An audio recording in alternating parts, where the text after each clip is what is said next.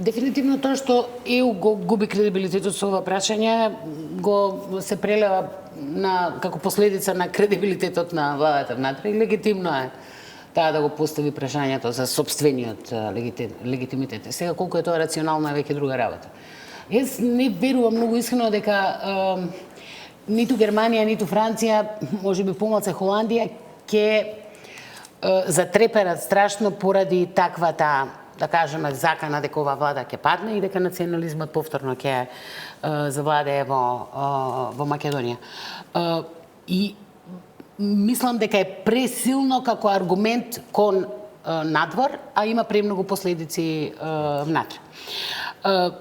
И второто што сакам да го кажам е, мислам дека кога кај странците, кај представниците на ЕУ излегуваме со аргументот дека ЕУ или НАТО се единственото нешто што не држи заедно, дека не предизвикуваме секогаш позитивен ефект.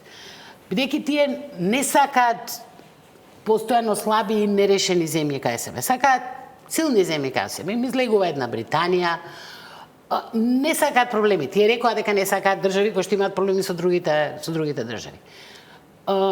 Но зошто тие да бидат нашето лепило? Значи, како аргумент не секогаш делува добро, бидејќи сме имале прилика да го расправаме ова и со други think tankoви и така натаму. Ние, по моје мислење, ако сакаме, јас верувам дека и знам дека оваа влада се гледа тоа резултатите, ги стави сите карти на ова прашање и ризикуваше многу. Но сега мора да се седне и многу порационално да се гради стратегија за нас. Значи, кон ЕУ, меѓутоа, наша стратегија за нас, луѓе, тоа е најбитно, ние треба да бидеме, да влеземе како некаква стабилна држава таму. Кој сака држави, кој што ќе... Ама ние тоа го тврдиме веќе 15 години. Преслаб аргумент.